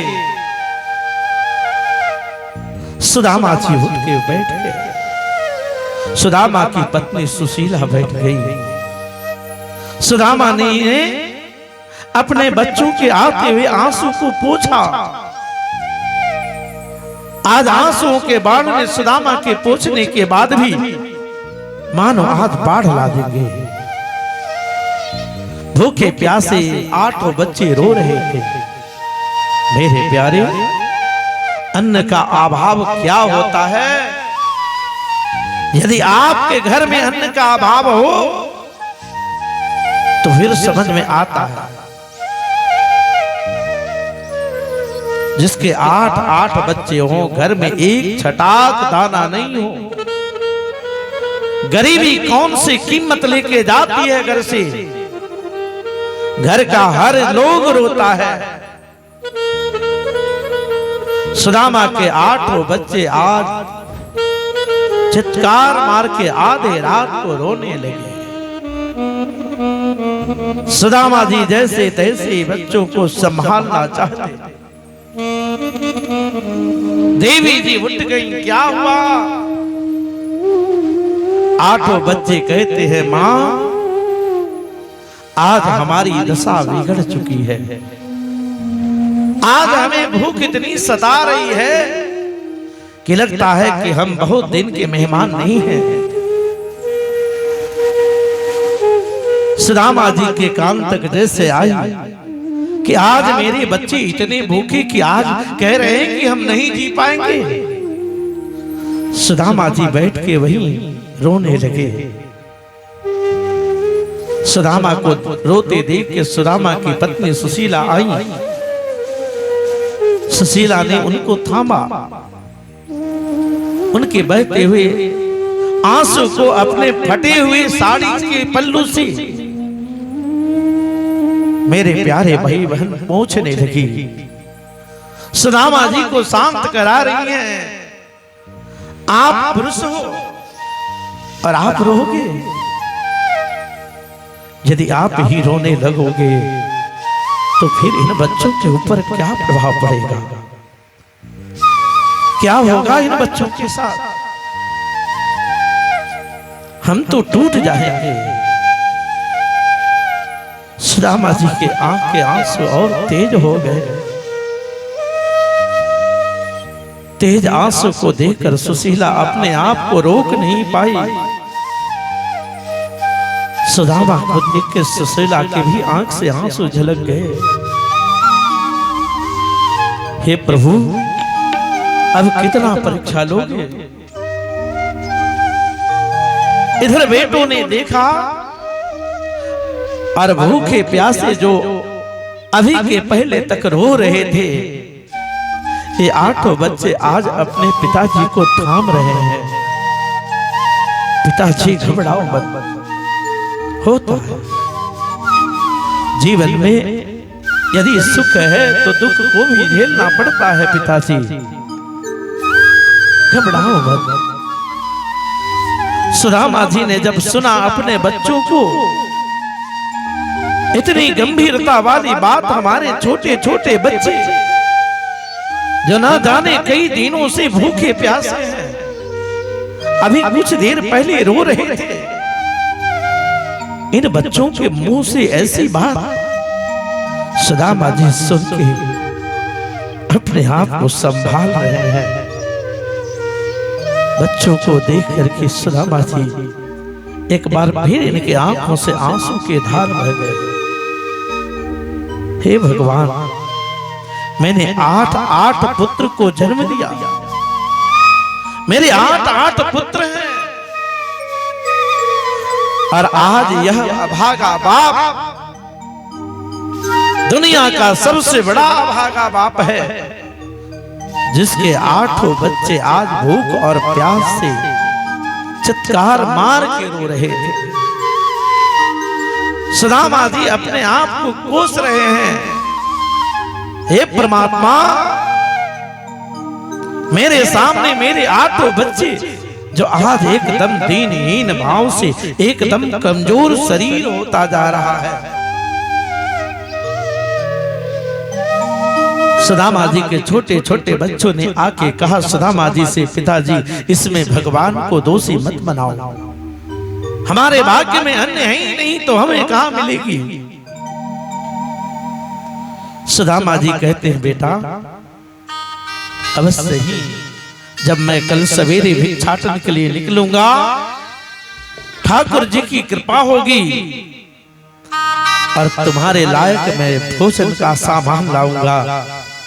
कल तुझे जी भर खाने को मिलेगी, मेरा विश्वास है,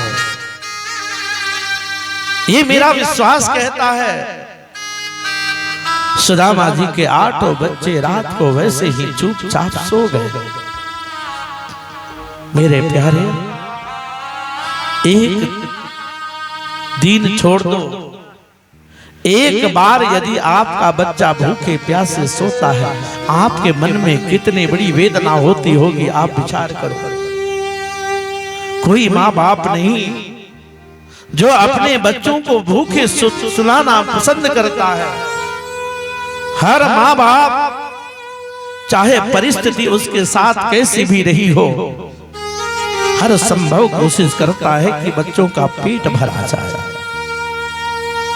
मेरे प्यारे, सुदामा जी कहते हैं कि पुत्रों, मेरे बच्चों चिंता मत करना, ठाकुर की कृपा होगी और मुझे विश्वास है कि कल तेरे लायक अन्न में लेके आऊंगा। सुबह हुआ, लाठी डंडा उठाए सुदामा जी।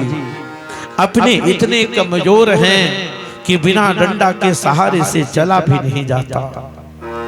गरीबी भी होती है ना, ये बहुत परीक्षा लेती है मेरे प्यारे। ये गरीबी हर ढंग से परीक्षा लेती है। सुदामा जी का शरीर एकदम निर्बल, मानो शरीर में केवल प्राण ही बचा हो। सुदामा जी ने दूसरे दिन ब्रह्म मुहूर्त में जग के अपने सारे दैनिक क्रियाओं को करने के बाद उन्होंने संध्या गायत्री करी। संध्या गायत्री के बाद अपनी झोला लाठी डंडा उठाए गांव में जाके भिक्षाटन करने लगे, इस उम्मीद से कि मैं आज अन्न घर में लेके जाऊंगा, मैं भूखे बच्चों का पेट भरूंगा। लेकिन दुर्भाग्य ने आज भी पीछा करना नहीं छोड़ा। दुर्भाग्य से उस दिन भी उनको अन्न नहीं मिला। सुदामा जी अब रास्ते में जब लौट के आ रहे थे, खाली हाथ वाले सुदामा जी घर में जाने का मन न करे। क्या मुंह दिखाऊंगा अपने बच्चों को, कैसे जाऊंगा मैं अपने बच्चों के सामने। सुदामा जी के पैर लड़खड़ा रहे हैं। जैसे तैसे लाठी डंडे के सहारे सुदामा जी अपने गांव में प्रवेश करते हैं। इधर इनके बेटे इनके आगमन की प्रतीक्षा में बैठे हैं कि आज बाबूजी कमा के लेके आएंगे, हमारा पेट भरेगा। लेकिन दूर से ही जब उदास पिताजी को इन बच्चों ने देखा, आज ये भूखे प्यासे बच्चे अपने पिताजी के पास दौड़े दौड़े गए। पिताजी ने जैसे ही देखा मेरे 8 भूखे बच्चे मेरे चारों तरफ घेर के खड़े हैं,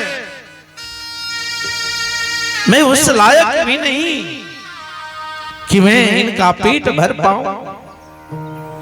ये विचार करके सुदामा जी आज वही खड़े के खड़ी रह गए। सुदामा को खड़ी हुई देख करके बच्चों ने संभाला, उन्हें धीरे धीरे अपने दरवाजे तक लाए और वही कुसा के आसन पे आज सुदामा जी को इन बच्चों ने बैठाया है। एक बार भी ये बच्चे ये कहने नहीं गए पिताजी आपने कुछ लाया कि नहीं। इन बच्चों ने अपने पिताजी को लेटाया और लेटा के 8 एकदम कमजोर से शरीर वाले इनके बच्चे आज इनके चरण की सेवा कर रहे हैं। सुदामा जी अपने बच्चों को देख करके मन से तो ये सोच रहे हैं कि मैं कितना भाग्यशाली हूं, लेकिन क्षण ही बाद उन्हें ऐसा महसूस होता है कि मैं बड़ा अभागा भी हूं। सौभाग्यशाली इसलिए हूं कि बेटे बड़े ईमानदार हैं, और बड़ा अभागा इसलिए हूं कि ऐसे ईमानदार बच्चों का पेट भी नहीं भर पा रहा हूं, इनका पालन पोषण कैसे होगा। सुदामा जी सोचते सोचते आज दोबारा रोना शुरू किए हैं। ये 8 बच्चे उनके शरीर को बड़े आदर पूर्वक दबा रहे थे। रोते हुए पिता को देख करके सबने पिताजी को समझाया। रात का समय हुआ, आधे रात को आज पुनः दोबारा ये सारे 8 के 8 बच्चे जोर जोर से चिल्लाने लगे, ये पिताजी अब इस शरीर से प्राण निकल जाएगा। अब भूख इतनी मजबूत होती जा रही है, अब लगता है कि हम नहीं बच पाएंगे। सुदामा की पत्नी जग जाती है, रोने लगती है, हे परमात्मा क्या तुम मेरे बच्चों को मेरे सामने मारोगे। मेरे बच्चे मेरे सामने भूख और प्यास से तड़प के मरे। दुनिया का सबसे बड़ा कष्ट तब होता है जब एक माता पिता के सामने उनका संतान मरता है, और वो भी भूख और प्यास से। बीमारी लगे अलग की बात है, लेकिन भूख और प्यास से किसी पिता के सामने कोई बच्चा मरे, वो पिता अपने आप को दुनिया का सबसे दुर्बल प्राणी समझता है। सुदामा जी सोचने लगे, मैं कितना अभागा हूं। बच्चे तो 8 हैं, बड़ा परिवार है, लेकिन एक बच्चे के पालन के लायक भी अनाज नहीं इकट्ठा कर पाता। ये बच्चे कह रहे हैं कि पिताजी, अब तो लगता है कि यमराज के दूत सामने हैं। ऐसी आवाज सुन करके आज सुशीला रोने लगती है। हे प्रभु, क्या यही देखने के लिए हमें बचा के रखे? हे प्रभु, यदि मारना ही है तो पहले मुझे मारो। मैं इस संसार में जीना नहीं चाहती।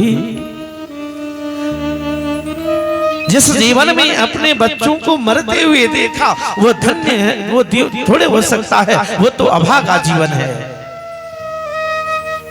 हे ठाकुर जी, क्या इसी के लिए मुझे जीवित रखे हो? हे ठाकुर जी, मैं फटा हुआ वस्त्र पहनती हूं, मेरे पति एक ही धोती जो आधी फटी हुई है, आधा से लपेट के अपने सर को ढक के रहते हैं। हमने आज तक आपसे कुछ नहीं मांगा, लेकिन इसका मतलब ये थोड़े होता है कि हमारे बच्चे हमारे सामने ही अपने प्राण को गंवा दे। सुशीला और सुदामा जी दोनों एक साथ बैठे हैं। 8 बच्चे दोनों के गले को पकड़ के रो रहे हैं। हे पिताजी, अब कोई उपाय करो, अब कुछ करो। बुभीक्षितम किम न करोति पापम। ये सिद्धांत है कि भूखा व्यक्ति हर कार्य करने को तैयार, लेकिन धन्य है सुदामा हो जो एकदम अपने रास्ते पे है। सुदामा कहता है कि देवी सावधान, तुम मेरे परमात्मा को दुखी मत बनाओ, परमात्मा को दोष मत दो। इसमें परमात्मा का क्या दोष है? ये परमात्मा दोषी नहीं है। देवी को भेजा, देवी जाके कुआं से पानी लेके आई। आधे रात को पानी पिला के बच्चों को सुलाना तो चाहती हैं, लेकिन पानी पीने के बाद भूख थोड़े चली जाएगी। हो जब भूख ज्यादा हो तो पानी पीने का भी जी ना करे। बोलो राधे राधे। आज बहुत दुखी सुदामा अचानक देवी सुशीला से कहता है कि देवी, आपको पता भी है मेरे बचपन के मित्र आज द्वारिकाधीश बन के बैठे हैं। देवी, इतने बड़े द्वारिकाधीश जो मेरे मित्र हैं, आज बड़े शान और शौकत से जीते हैं। सुदामा से जैसे ही सुना, सुशीला कहती है कि प्रभु, यदि आपके बचपन के मित्र द्वारिकाधीश बन के बैठे हैं तो आपको तो एक बार अवश्य ही जाना चाहिए वहां। सुदामा जी ने जैसे ही सुना, सुदामा जी सुशीला को आज गालियां देने लगते हैं। कहते हैं कि हे दरिद्रनी, तो कितनी बड़ी दरिद्र हो। सुशीला जैसे पति पारायणा धार्मिक स्त्री को आज सुदामा जी कहते हैं कि हे दरिद्रनी, तो कितनी पापी है रे। मुझे समझाती है कि कन्हैया के यहां जाना चाहिए। अरे मैं तुझ जैसा दरिद्र थोड़े हूं ना, कि तुम्हारे कहने से मैं अपने बचपन के मित्र सुधा कन्हैया के पास जाऊं। धन्य है ये देवी, हाथ जोड़ के कहती है कि प्रभु मेरा मतलब ये नहीं था कि आप जाकर वहां से मांग के लेके आइए। अरे मेरा तो मतलब ये था कि कुछ दिन के लिए आप अपने मित्र से जाके मिल के आ जाते, उनका हाल समाचार लेके आ जाते। मांगना मैं भी नहीं कहती कि मांगो, और याद रखना ये सुशीला ही नहीं अपितु शास्त्र भी कहते हैं कि भगवान से कुछ मांगना नहीं चाहिए। यदि मांगोगे तो भगवान को लगता है कि हमारे भक्त हमें बहरे और अंधे समझते हैं, इसलिए मांगना नहीं चाहिए। भगवान को सब पता है, जब आवश्यकता पड़ेगी तो दे ही देता है, लेकिन उसे समझ में आवे तो, हमारे और आपके समझने से वो नहीं देता है। सुशीला कहती है कि हे सुदामा जी, मैंने तो इसलिए कहा कि जाके एक बार आप हाल समाचार लेके आते। सुदामा जी शांत हो गए, कहने लगे यदि आप कह रही हो तो जाऊंगा, लेकिन दिक्कत इस बात का है कि हम पहले बार अपने बचपन के मित्र से मिलने जाने वाले हैं, और गरीबी इतनी है कि हम कुछ भी बायन के रूप में लेके नहीं जा सकते। यदि कुछ साथ में बायन लेके जाता तो बड़ा अच्छा होता। सुशीला कहती है कि चिंता मत करो, इसकी व्यवस्था मैं कल करूंगी। सुशीला कई दिनों तक गांव में घूमती रह गई। बड़ी सुंदर एक नीति की बात बता रहा हूं। जब आदमी बहुत गरीब हो जाता है, कमजोर हो जाता है, तो कोई मदद भी करना नहीं चाहता है। मदद भी वही उसी का होता है जो मजबूत होता है। गरीबी हो ना तो आपका कोई मदद करने वाला मिलता नहीं। लोग कहते हैं कि पता ना दी कि ना दी, कहीं डूबिए जाओ। बोलो राधे राधे। सुशीला कई घर में कई दिनों तक घूमती रही हो, पर कोई देना नहीं चाहता था। धीरे धीरे कई दिन तक घूमने के बाद कई घरों से उन्होंने चिवड़ा को इकट्ठा किया है, और 4 मुट्ठा चिवड़ा जिसे बांध के देने के लिए आज सुदामा जी के घर में एक वस्त्र भी नहीं है। फटे हुए कपड़ों से सुशीला लपेटते लपेटते 4 मुट्ठी चिवड़ा को इतना बड़ा पोटली बना देती है। सुदामा जी, पूस का महीना है, सप्तमी की तिथि में सुदामा जी ने अपनी ब्रह्म कार्य करने के बाद लाठी डंडा को उठाए हैं। सुदामा जी आज अपने बचपन के मित्र द्वारिकाधीश से मिलने के लिए यात्रा प्रारंभ कर देते थे। पोटली है सब पे, शरीर में उस लायक कपड़ा भी नहीं है, पैरों में बीमारियां फटी हैं, सर ढकने के लायक एक दुपट्टा तक नहीं मेरे प्यारे सुदामा जी के पास। और इधर द्वारकाधीश जो भगवान हैं, वो तो सबकी भाव को जानते हैं। उन्होंने जब देखा कि मेरे बचपन का मित्र सुदामा आज हमसे मिलने आ रहा है, अरे कमजोरी इतनी है कि मुझ तक आने के पहले ही रास्ते में ही चल बसेगा, इसलिए योग माया को बुलाया। अरे कन्हैया ने आदेश किया है, योग माया मेरी एक मदद करो। योग माया पूछती हैं क्या करना है? बोले कि मेरे बचपन के मित्र सुदामा आ रहे हैं, तुम जाओ और जहां तक पहुंचे हो वहीं उनके ऊपर हावी हो जाओ। तुम्हारे जाने के बाद जब वो सो जाएंगे तो सोए हुए सुदामा के साथ उस पूरे पृथ्वी के हिस्से को उठा लेना और फिर मेरे द्वारिका के सामने लाके रख देना, ताकि मेरे बचपन के मित्र को ज्यादा चलना ना पड़े, क्योंकि अगर चल के आएगा तो हमारे दरबार तक ये पहुंच नहीं पाएगा। भगवान बहुत मदद करते हैं जी सबका।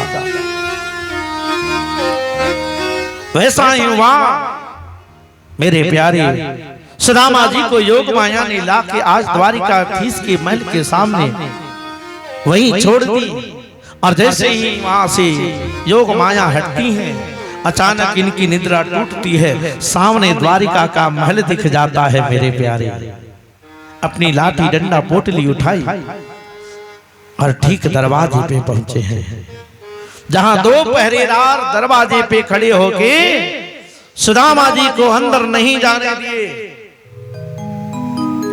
बार बार कहने पे आज सुदामा जी अपना परिचय देते हैं।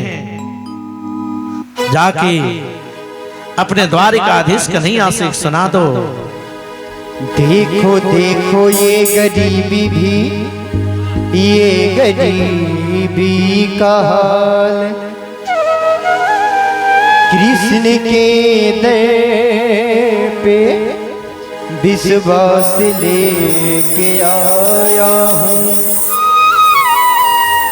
मेरे बचपन का यार है मेरा श्याम,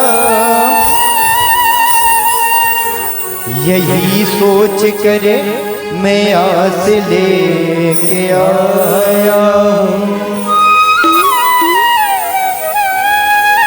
हजे द्वार पालो कन्हैया से कह दो, हरे द्वार पालो कन्हैया से कह दो, किधर पे सुदामा गरीब आ गया है, किधर पे सुदामा गरीब आ गया है।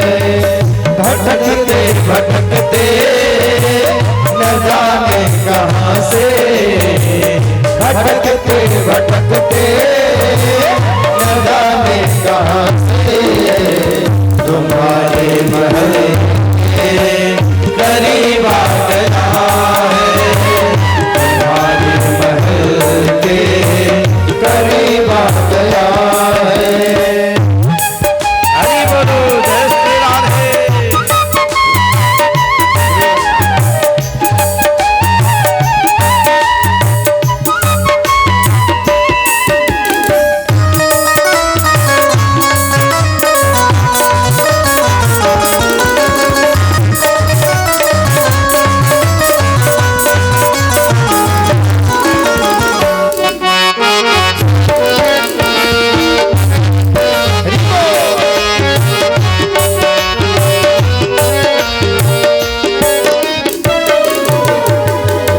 न सर पर है पगड़ी न तन पर है दामा, बता दो कन्हैया को नाम है सुदामा हो, बता दो कन्हैया को नाम है सुदामा। न सर पे है पगड़ी न तन पर है दामा, बता दो कन्हैया नाम है सुदामा हो। न तन पे है पगड़ी न तन पर है दामा, बता दो कन्हैया को नाम है सुदामा हो, बता दो कन्हैया को नाम है सुदामा। एक बार मोहने खुदा करके कह दो, एक बार मोहने से जा करके कह दो, कि मैंने लगा नसीब आ गया है, कि मिलनी सखावत नसीब आ गया है।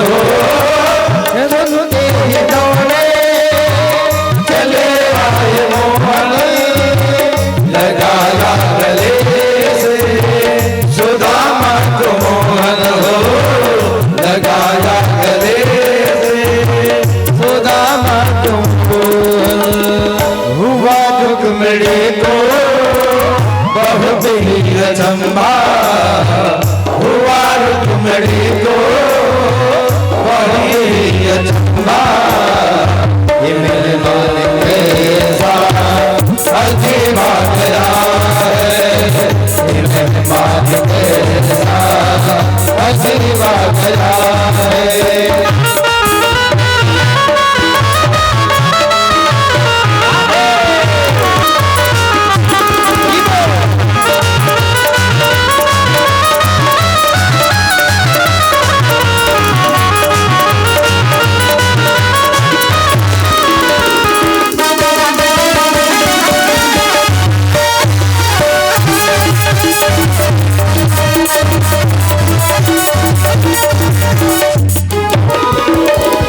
बराबर में सुदामा बिठाए चरणिया से श्याम ने दुलाए हो, चरणिया से श्याम ने दुलाए।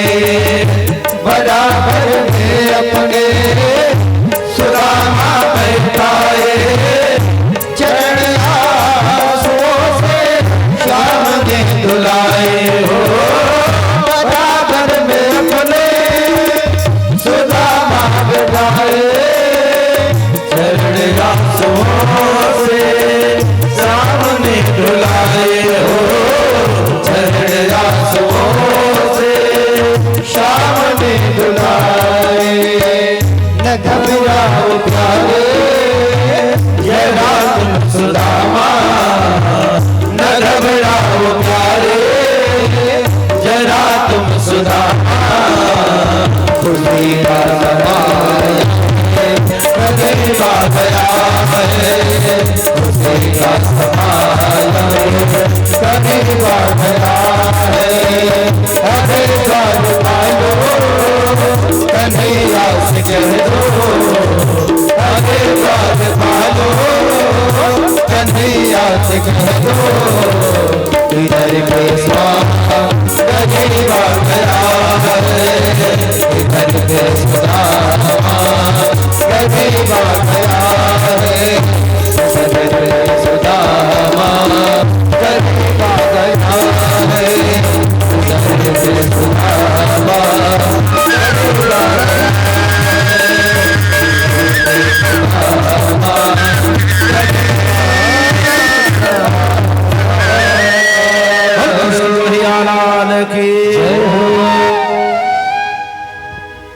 शीस पगान घगातन पे जेहि ग्राम के धाम बसे के ही ग्रामा, धोते फटे सिलटे दुपटे अरु पायो पान को नहीं सामा। द्वार खड़ो द्विज दुर्बल एक रहोत किसो वसुधाय विरामा, पूछत दीन दयाल को धाम बतावत आपन नाम सुदामा। जाके पहरेदारों ने कन्हैया को बताया, एक ब्राह्मण बड़ा गरीबहीन दीन दशा में आया है महाराज। पूछने पे अपना नाम सुदामा बता रहा है। कन्हैया लक्ष्मी जी के साथ अपने आसन पे विराज रहे थे। पलंग का परित्याग करके सुदामा जी भागने लगे। सुदामा जो सर्वज्ञ हैं, उन्होंने देखा था कि मेरे बचपन के मित्र के पैर में बेवाई फटी है, उसके फटे हुए बेवाई से रक्त आ रहे हैं। कन्हैया ने सोचा कि मैं भी वैसे ही अपने मित्र के साथ मिलूं जैसे मेरा मित्र है। सुदामा से मिलने के लिए आज कन्हैया ने अपना पैर ले जाके चौखट में ऐसे लड़ाया है, जिसके लड़ने के बाद कन्हैया के पैर फूट गए। भगवती लक्ष्मी रुक्मिणी माता ने देखा, अपनी साड़ी को फाड़ के दौड़ रही है। कन्हैया रुक जा, तेरा पैर फूटा है। कन्हैया कहता है कि फूट जाने दे, आज एक दिन हमारे शरीर से रक्त निकल रहा है। पता है जो मेरे बचपन का मित्र है, ना जाने कई दिनों से उसकी विवाह से रक्त निकल रहे हैं। आज हम मित्र हैं, मित्र का धर्म है, मित्र से मिले तो मित्र के तरह बन के मिले। जाके सुदामा जी को देखा, अरे ऐसी बेहाल विवाहिन सो भगपन ककाल लगे पुनि जोए। हाय महादुख पाय सखा तो आए ते नगते दिन खोए। सुदामा जी आपको तो पहले आ जाना चाहिए। अरे देख सुदाम की दीन दशा, करुणा निधि करुणा करके करुणा निधि रोए। पानी परात को हाथ छुअत नहीं, नैनन के जल से पग धोए। इतनी दीनहीन अवस्था को देखकर सुदामा जी की आज कन्हैया इतने रोए हैं कि परात में आज सोने की कलश की पानी की आवश्यकता नहीं पड़ी। अपने आंखों के आंसू से ही आज इस ब्राह्मण देवता के चरण धो डाले। कथा बड़ी लंबी है, समय समाप्त हो चुका है।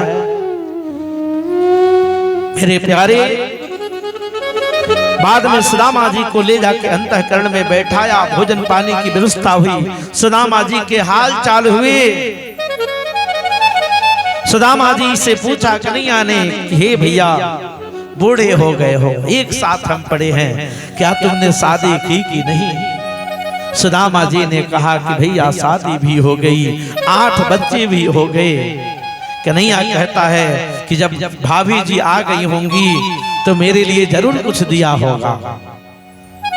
सुदामा छुपा रहा था, कैसे चिवड़ा को दूं।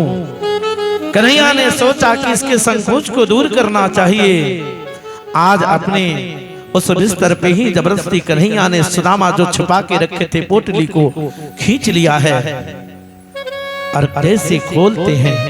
खोलते खोलते जब पोटली का चिवड़ा, इतना चिवड़ा था उसमें देखा,